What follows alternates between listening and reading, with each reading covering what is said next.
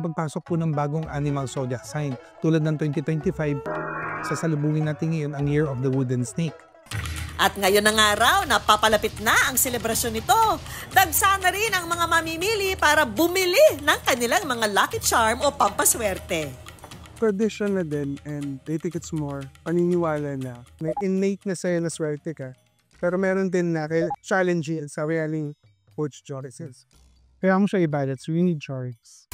Mula sa money tree hanggang sa mga lucky bracelet, present. So kapag sinabi niyo po ang intention mo or more for money luck, okay, then meron mga certain lucky charm para for the money. Tulad ng mga money tree, lalo ngayon sa Year of the Wooden Snake, maganda rin meron tayong mga snake image sa bahay natin or sa establishment natin. Kasi yan po, nakatulong yan para to absorb the good luck of the wooden snake. Kaya pag hindi nawawala rin, yung pagsusuot din po ng mga lucky charms tulad ng mga bracelet.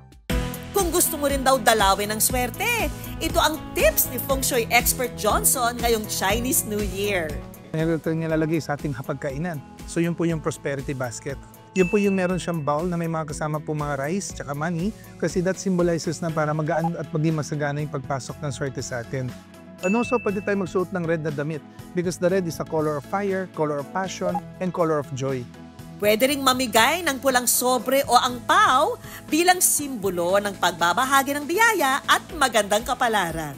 Maganda rin po na meron din tayong mga pagkain sa hapagkainan. First, meron tayong mga pagkain mahaba tulad ng mga pansit that always represent long life. Then meron din tayong mga pagkain, mga bilog, small like dumplings, siomai, lighter, or meatballs that always represent na ang pera natin, smooth sailing, pumapasok sa atin. Pwede rin po tayo magkaroon ng mga gulay, okay, mga greenery, yung mga green na color kasi that also represent prosperity. At saka most important, tikoy. Kasi kailangan always stick together para yung family mas more harmonious po siya.